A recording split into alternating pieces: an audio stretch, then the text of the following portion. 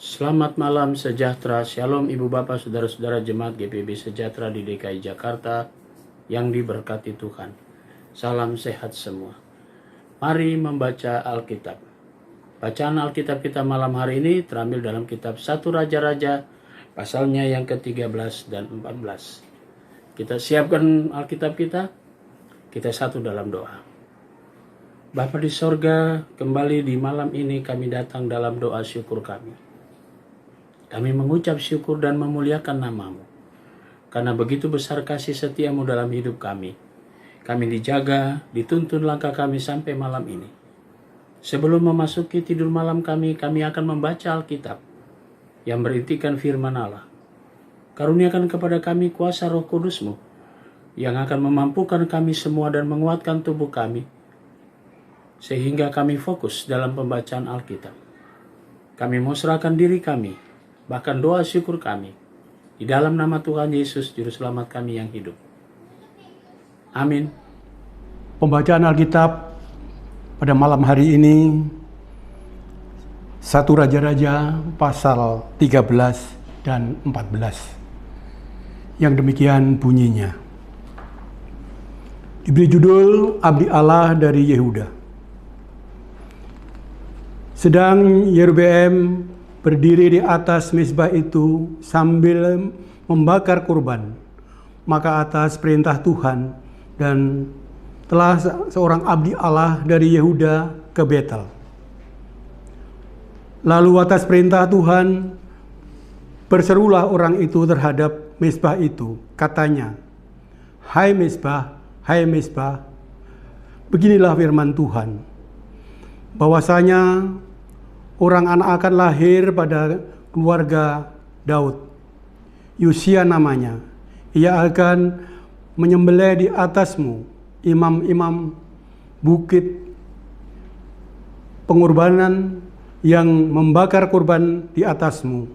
Juga tulang-tulang manusia akan dibakar di atasmu. Pada waktu itu juga ia memberitahukan suatu tanda ajaib.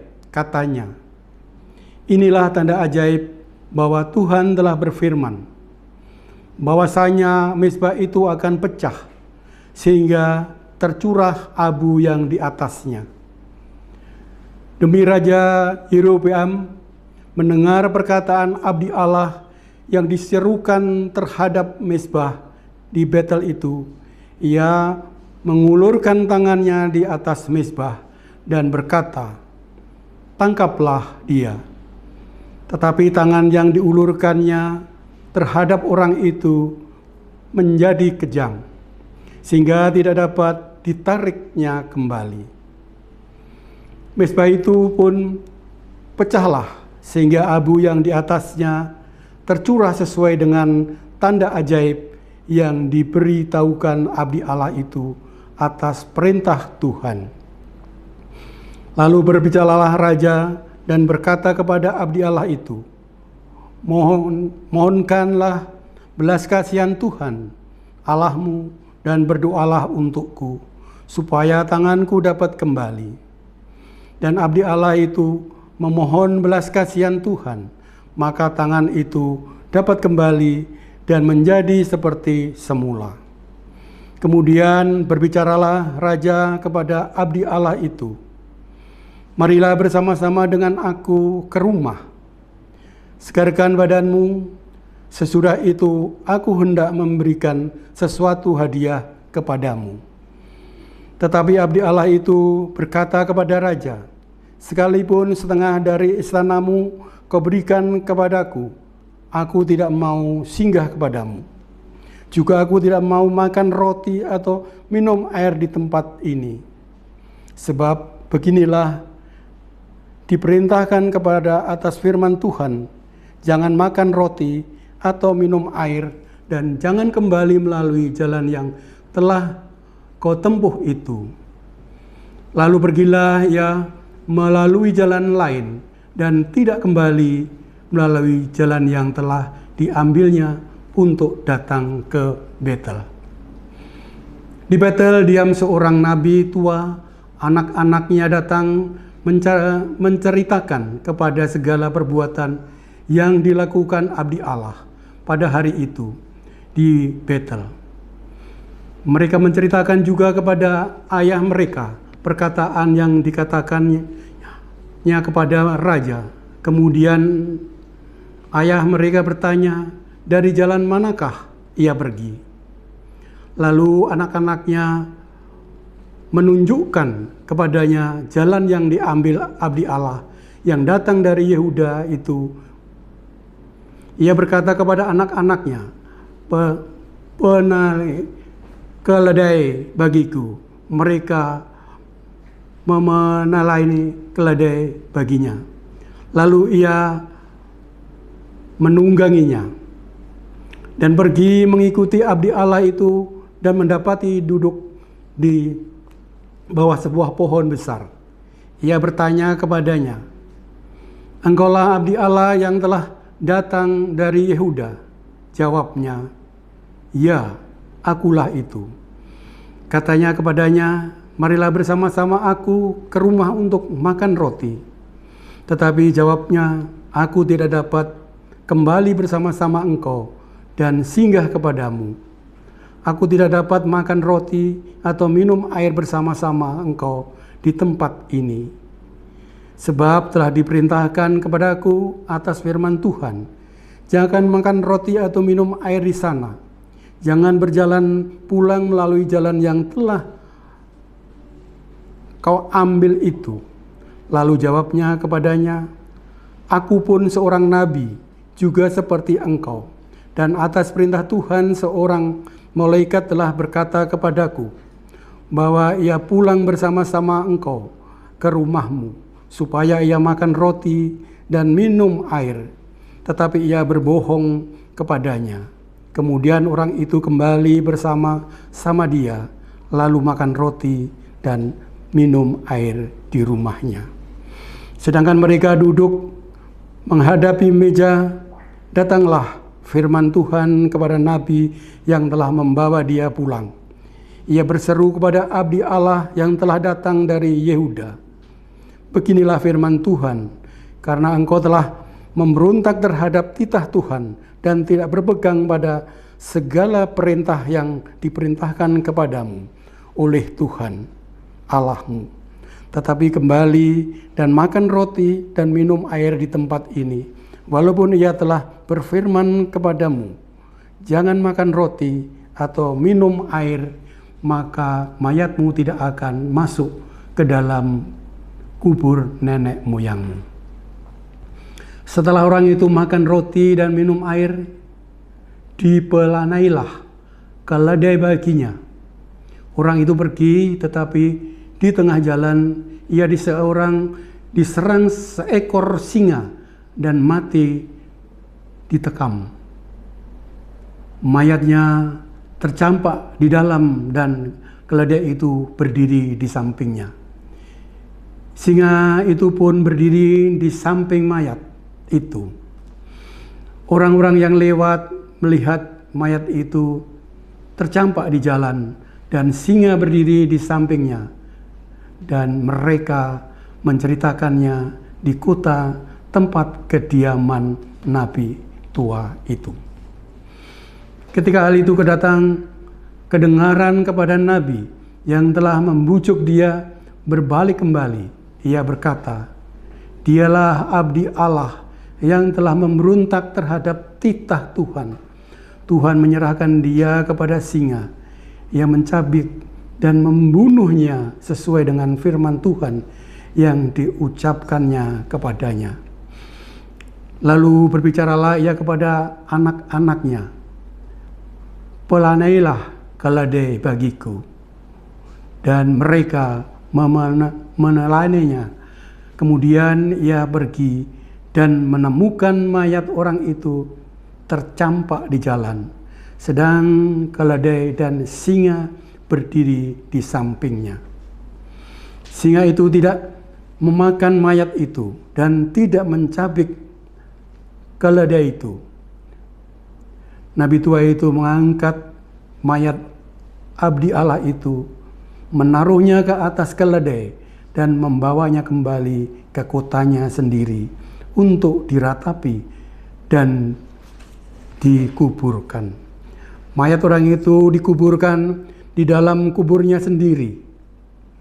Mereka diratapilah dia.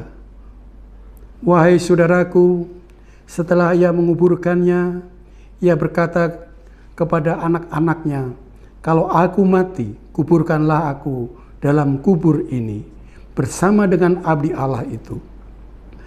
Dan taruhlah tulang-tulangku di sini, di sisi tulang-tulangnya.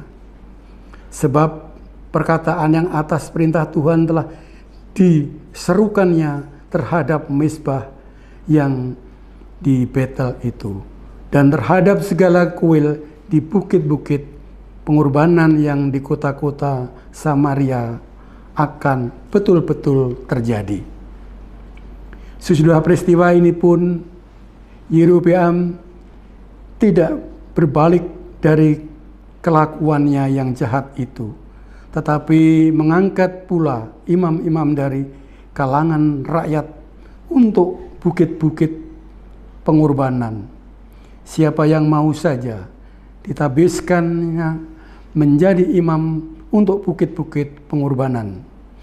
Dan tindakan itu menjadi dosa bagi keluarga Yerobeam, sehingga mereka dilenyapkan dan dipunahkan dari muka bumi.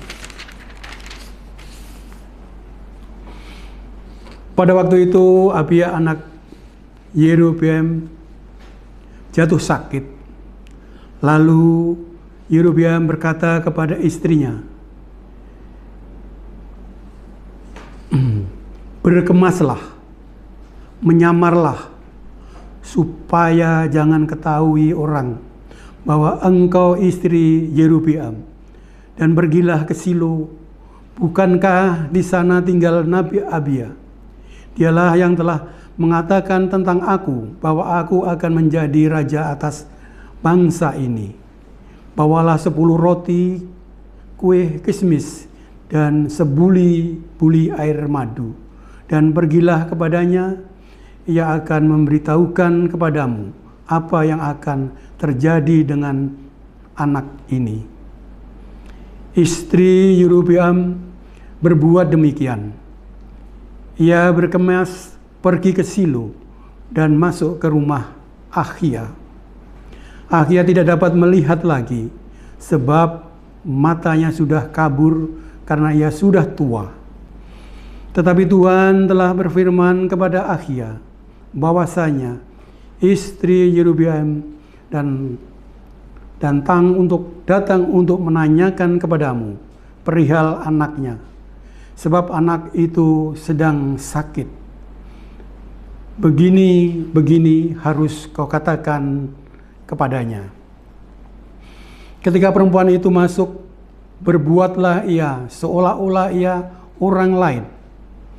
Tetapi segera sesudah Ahia mendengar bunyi langkah perempuan itu, sementara melangkah masuk pintu, berkatalah ia, "Masuklah, hai istri Yerobeam. Mengapakah engkau berbuat seolah-olah engkau orang lain? Aku disuruh menyampaikan pesan yang keras kepadamu. Pergilah, katakan kepada Yerobeam, beginilah firman Tuhan Allah Israel. Aku telah meninggikan engkau dari tengah-tengah bangsa itu dan mengangkat engkau menjadi raja atas umatku Israel. Aku telah mengoyak dan kerjaan dari keluarga Daud dan memberikannya kepadamu. Tetapi engkau tidak seperti hambaku Daud, yang tetap mentaati segala perintahku dan mengikuti aku dengan segenap hatinya, dan hanya melakukan apa yang benar di mataku. Sebab engkau telah melakukan perbuatan jahat lebih dari semua orang yang mendahului engkau, dan telah membuat bagimu Allah lain dan patung-patung tuangan, sehingga engkau meninggalkan sakit hatiku. Bahkan engkau telah membelakangi aku, maka aku akan mendatangkan malapetaka kepada keluarga Yerobeam. Aku akan melenyapkan daripada Yerobeam setiap orang laki-laki, baik yang tinggi maupun yang rendah kedudukannya di Israel. Aku akan menyapu keluarga Yerobeam seperti orang menyapu tai sampai habis. Setiap orang daripada Yerobeam yang mati di kota akan dimakam anjing, dan yang mati di padang akan dimakam makan burung yang di udara. Sebab Tuhan telah mengatakannya, tetapi bangunlah dan pulang ke rumahmu. Pada saat kakimu melangkah masuk kota, anak itu akan mati. Seluruh Israel akan meratapi dia dan menguburkan dia, sebab hanya dialah daripada keluarga Yerobeam yang akan mendapat kubur. Sebab di antara keluarga Yerobeam hanya padanya lah terdapat sesuatu yang baik di mata Tuhan, Allah Israel. Dan Tuhan akan membangkitkan baginya seorang raja atas Israel yang akan melenyapkan keluarga Yerobeam seperti kenyataan sekarang ini.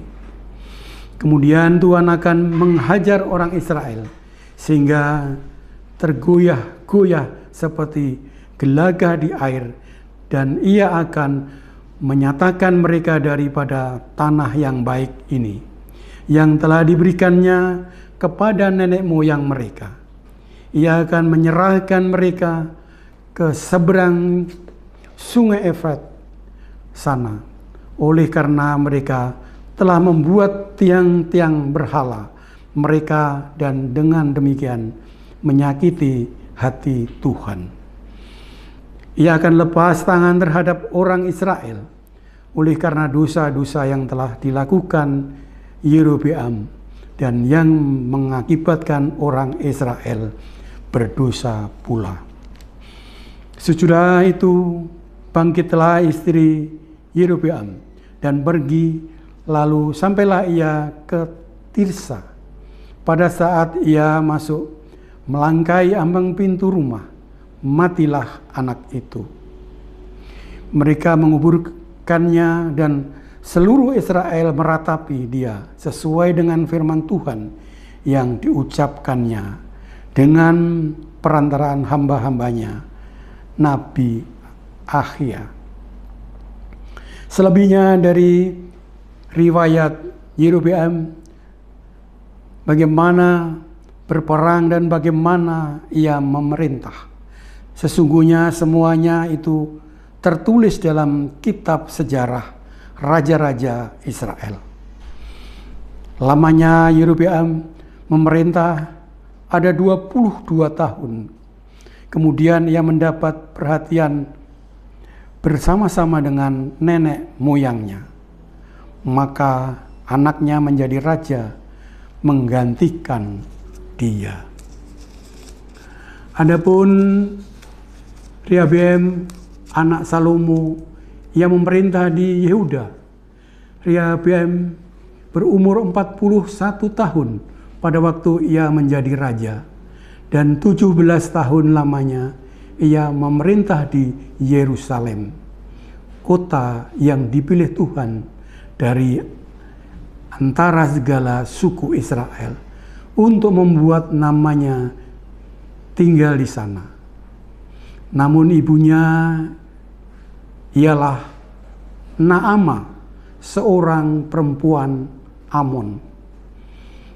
Tetapi orang Yehuda melakukan apa yang jahat di mata Tuhan, dan mereka menimbulkan cemburunya dengan dosa yang diperbuat mereka, lebih daripada segala yang dilakukan nenek moyang mereka. Sebab mereka pun juga mendirikan tempat-tempat pengorbanan dan tugu-tugu berhala dan tiang-tiang berhala di atas setiap bukit yang tinggi dan di bawah setiap pohon yang rimbun. Bahkan ada pelacuran bakti di negeri itu. Mereka berlaku sesuai dengan segala perbuatan keji bangsa-bangsa yang telah dihalau Tuhan dari orang Israel. Tetapi pada tahun kelima zaman Raja Rehabeam, majulah Sisak, Raja Mesir, menyerang Yerusalem. Ia merampas barang-barang perbendaharaan rumah Tuhan dan barang-barang perbendaharaan rumah raja. Semuanya dirampasnya. Ia merampas juga segala perisai emas yang dibuat Salomo sebagai gantinya raja. Rehabeam membuat perisai-perisai tembaga yang dipercayakannya kepada pemimpin bentara yang menjaga pintu istana raja. Setiap kali raja masuk ke rumah Tuhan, berkata, bentara-bentara membawa masuk perisai-perisai itu, dan mereka pula yang mengembalikan ke kamar juga para bentara. Selebihnya dari riwayat Rehabeam dan segala yang dilakukannya, bukankah semuanya itu tertulis dalam kitab sejarah raja-raja Yehuda? Dan terus menerus perang dan antara Rehabeam dan Yerobeam. Kemudian Rehabeam mendapat perhentian bersama-sama dengan nenek moyangnya, dan ia dikuburkan di samping nenek moyang di kota Daud. Nama ibunya ialah Naamah, seorang perempuan Amun. Maka Abiam anaknya menjadi raja pengganti dia. Demikian pembacaan Alkitab. Mari kita berdoa. Bapa di sorga, kami bersyukur Engkau sudah menuntun kami dalam pembacaan Alkitab malam ini. Saatnya kami semua akan memasuki tidur malam kami. Tuhan lindungi kami dalam istirahat kami malam ini, sehingga kami semua tetap dalam lindungan Tuhan dan diberkati oleh kuasa Tuhan. Dan besok pagi kami boleh bangun dengan tubuh yang segar untuk kembali menjalani hidup kami berkarya seturut dengan panggilan dan pengutusan Tuhan. Terima kasih Bapa di sorga. Kami serahkan semuanya, seluruh hidup kami dalam tangan Tuhan. Bahkan jemaat GPIB Sejahtera di DKI Jakarta, tiap keluarga, tiap pribadi, diberkati dengan kuasa Tuhan. Inilah doa syukur kami yang kami naikkan semuanya dalam nama Tuhan Yesus, Juru Selamat kami yang hidup. Kami sudah berdoa dan mengucap syukur kepada Bapa di sorga. Amin. Selamat malam, selamat beristirahat. Tuhan memberkati saudara.